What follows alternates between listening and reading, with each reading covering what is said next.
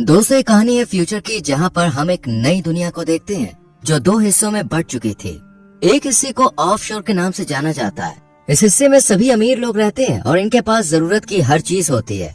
ये लोग अपनी मर्जी से कुछ भी कर सकते हैं, इन्हें फुल आजादी दी जाती है। जबकि दूसरा हिस्सा गरीब लोगों का है, जहाँ ना तो लोगों के पास खाने को भरपेट खाना है और न ही रहने के लिए अच्छा घर। ये लोग झोपड़पट्टी में रहकर अपना गुजारा करते हैं और इनकी जिंदगी ऐशो आराम से दूर मुश्किलों से भरी होती है। लेकिन इस जिंदगी को बदलने का इन्हें एक मौका भी दिया जाता है, जिसके बाद ये लोग ऑफशोर का हिस्सा बन सकते थे। लेकिन इसके लिए इन लोगों को 20 साल का होना बहुत जरूरी होता है। 20 साल का हो जाने के बाद इन्हें एक सिलेक्शन प्रोसेस से गुजरना होता है और ऑफशोर में रहने वाले लोग इस बड़ी आबादी में से सिर्फ 3% लोगों को ही चूज करते हैं जो ऑफशोर में रह सकते थे। बाकी बचे जो लोग सिलेक्ट नहीं हो पाते वो वापस से स्लम एरिया में ही रहने आ जाते हैं और गरीबों में जीने लगते हैं। इसलिए हर कोई ऑफशोर में जाना चाहता था। अब अनाउंसमेंट की जाती है कि 104 प्रोसीजर स्टार्ट होने वाला है, यानी इससे पहले 103 तक ये प्रोसेस कंप्लीट हो चुका है। इसके बाद हम मिशेल नाम की एक लड़की को देखते हैं जिसने ऑफशोर में जाने के लिए अपना नाम दर्ज किया था और अब इसे 20 मिनट के अंदर अंदर इस जगह पर जाना था जहां ऑफशोर का सिलेक्शन टेस्ट शुरू होने वाला था। 20 साल के रजिस्टर किए हुए सभी लोग उस लोकेशन पर पहुंचने लगते हैं। इन सभी लोगों के कान के पीछे एक खास तरह का डिवाइस लगा होता है जिसमें लाल रंग की रोशनी चमकती है। ये एक तरह का एंट्री पास होता है ताकि जिन भी लोगों ने इस टेस्ट के लिए रजिस्टर किया है उनकी पहचान आसानी से की जा सके।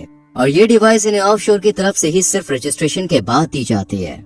इसके बाद मिशेल अपनी दोस्त के साथ टेस्ट वाली लोकेशन पर पहुंच जाती है और थोड़ी देर बाद इनके सामने चीफ आता है और सबको बताता है कि ये सिलेक्शन बहुत ही ईमानदारी से होगा, किसी के साथ कोई भी धोखाधड़ी नहीं होगी। और इसी के साथ इस सिलेक्शन और ऑफशोर की लाइफ की इम्पोर्टेंस भी बताता है कि तुम सब में से सिर्फ 3% लोग ऑफशोर में जाएंगे। स्पीच खत्म होने के बाद चीफ के पास एक लेडी आती है जो कि एक नई एम्प्लॉय थी। ये लेडी चीफ को बताती है कि मैं यहाँ तुम्हारा काम चेक करने आई हूँ और मुझे हाई अथॉरिटीज की तरफ से यहाँ भेजा गया है ताकि मैं तुम्हारी गलतियों को पकड़ सकूं। चीफ को बिल्कुल भी पसंद नहीं था कि कोई उसके काम में इंटरफेयर करे, लेकिन हायर अथॉरिटीज की बात वो टाल भी नहीं सकता था, इसलिए वो इस लेडी से कुछ नहीं कहता। इसके बाद इंटरव्यू का टाइम शुरू होता है जहाँ कई लोग को रिजेक्ट कर वापस से उसी झोपड़पट्टी वाली जिंदगी में भेज दिया जाता है। इस इंटरव्यू को क्लियर करना काफी मुश्किल था। इधर हम मिशेल को देखते हैं जिससे काफी सारे पर्सनल क्वेश्चंस पूछे जा रहे थे। मिशेल अपने बॉयफ्रेंड के बारे में बताती है कि पिछले साल वो भी इस टेस्ट के लिए आया था, लेकिन फिर वो कभी लौट कर नहीं आया, जिसका मतलब था कि वो ऑफशोर चला गया। इस पर इंटरव्यू लेने वाला शख्स कहता है कि जरूरी नहीं कि वो ऑफशोर गया हो सकता है कि उसकी मौत हो गई हो या फिर उसके साथ कुछ बुरा हुआ हो। इसके बाद इस शख्स मिशेल को उसके बॉयफ्रेंड की आखिरी निशानी नेकलेस उतारने को कहता है और मिशेल उतार कर यहाँ रख देती है और अपने इमोशनल टेस्ट में पास हो जाती है।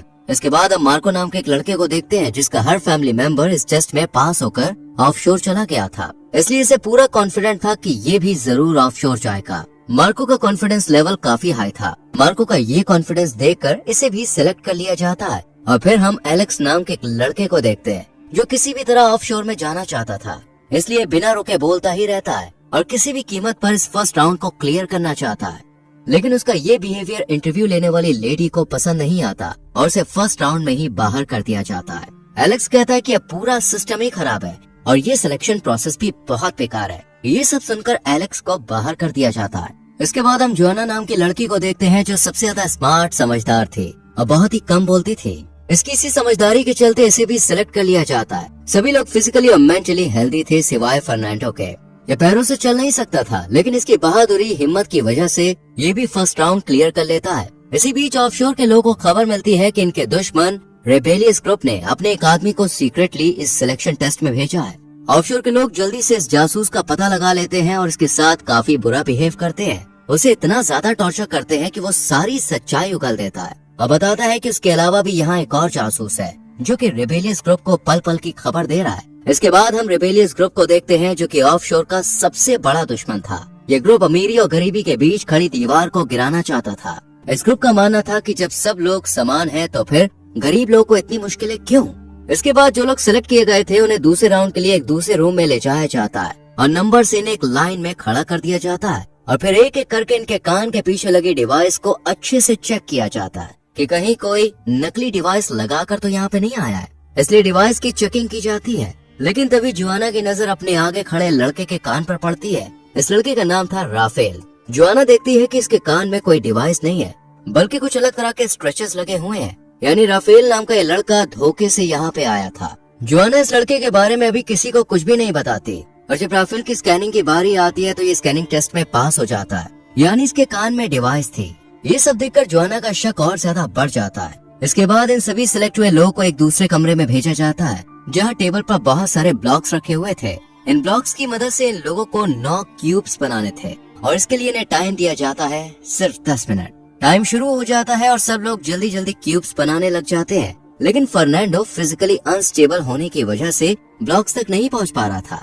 ये देखकर मिशेल इसकी मदद करती है और इसे कई ब्लॉक्स दे देती है, जिससे फर्नांडो भी क्यूब्स बनाने लग जाता है। टाइम खत्म होने वाला होता है, लेकिन अभी तक मिशेल ने सिर्फ 8 क्यूब्स ही बनाए होते हैं। ये देखकर फर्नांडो मिशेल के लिए क्यूब बना देता है और इसके 9 कंप्लीट हो जाते हैं। राफेल का भी एक क्यूब कम था, इसलिए ये इन्हें पूरा करने के लिए क्यूब अपने पार्टिसिपेंट का चुरा लेता है और सेकंड राउंड में भी राफेल पास हो जाता है। हालांकि ये राउंड उसने चीटिंग से जीता था, लेकिन फिर भी इसे पास कर दिया जाता है।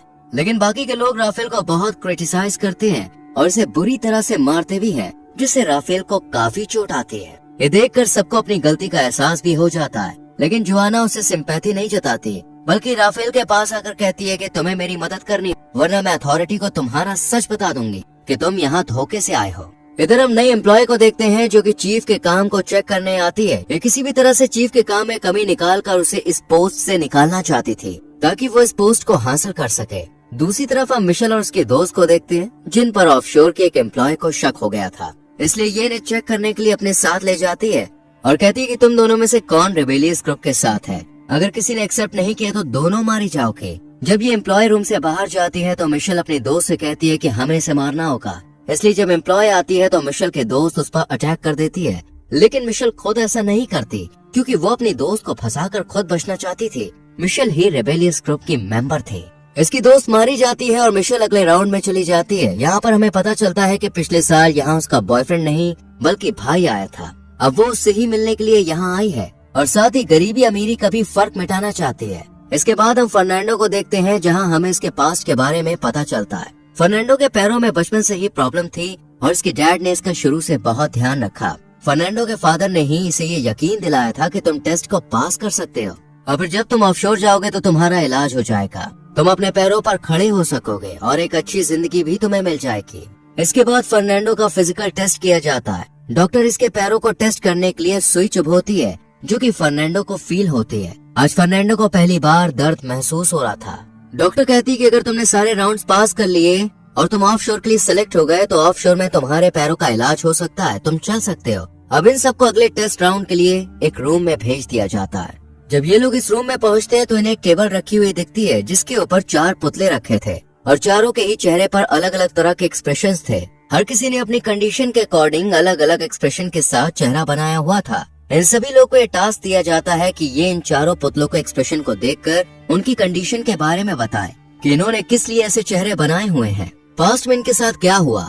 अब सब लोग एक्सप्रेशंस की मदद से अपने अपने तरीके से कहानी बनाने लगते हैं, अपने अपने आइडियाज देते हैं। फर्नांडो पहले अच्छे से एक लड़की के पुतले को देखता है और फिर बताता है कि इस लड़की को जहर दिया गया है क्योंकि ये अपने हस्बैंड के साथ इस घर में मेहमान थी। दरअसल इस औरत का रिलेशन इसके पास रखे आदमी के साथ था जिसके घर में ये मेहमान बनकर आई थी। लेकिन इस आदमी की बीवी को इनके अफेयर के बारे में पता चल गया और उसने इस औरत को जहर दे दिया। तभी ये लेडी शॉकिंग एक्सप्रेशन से अपने बॉयफ्रेंड की तरफ देख रही है। फर्नांडो की ये कहानी सुनकर सब लोग बहुत खुश होते हैं क्योंकि इन्हें ये कहानी काफी पसंद आई थी।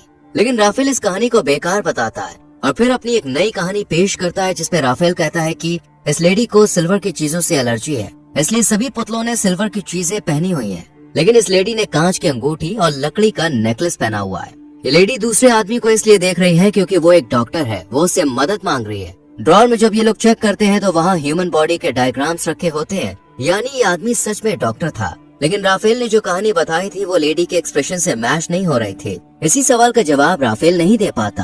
तभी जोआना जो सबसे समझदार थी वो कहती है कि ये लेडी अंधी है, इसलिए इसके चेहरे पर कोई एक्सप्रेशन नहीं है।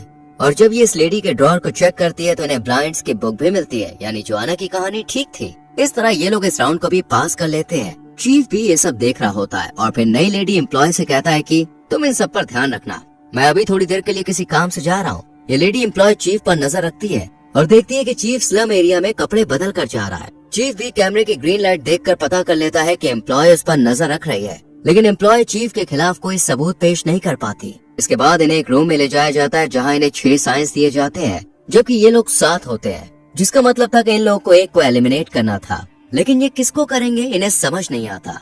राफेल कहता है कि मेरे पास एक कॉइन है, मैं बाहर जा सकता हूँ, लेकिन जिसके पास कॉइन नहीं है वो राफेल पर अटैक कर देता है और दोनों में लड़ाई होने लगती है। लेकिन तभी ये लड़का वोट करने को कहता है। सभी लोग राफेल के खिलाफ वोट करते हैं, लेकिन मिशेल कहती है कि जोआना को बाहर निकाल दो क्योंकि वो समझदार थी और मिशेल के प्लान को नाकामयाब कर सकती थी। ये सुन जोआना राफेल की तरफ देखती है। जोआना को राफेल की सच्चाई पता थी, इसलिए राफेल जोआना की साइड लेता है और फर्नांडो को बाहर निकालने को कहता है क्योंकि ये फिजिकली ठीक नहीं था। लेकिन फर्नांडो कहता है कि मैं ऑफशोर में ठीक हो सकता हूँ। इसके बाद ये लोग रिबन से एक शख्स को एलिमिनेट करने का डिसाइड करते हैं और कहते हैं कि जिसके पास सबसे छोटा रिबन आएगा वो बाहर जाएगा और सबसे छोटा रिबन जोआना के पास आता है। लेकिन रूम से जाते वक्त जोआना एक शख्स का कॉइन चुरा लेती है और जीत जाती है और ये मूवी यहीं खत्म हो जाती है। तो दोस्तों कैसी लगी आपको ये मूवी कमेंट सेक्शन में जरूर बताएं। वीडियो को लाइक और शेयर करके चैनल को सब्सक्राइब करें, बेल आइकॉन प्रेस करें जिससे आपसे आने वाली वीडियोस मिस ना हो। मिलते हैं आपसे अगली वीडियो में। Till then bye bye, take care.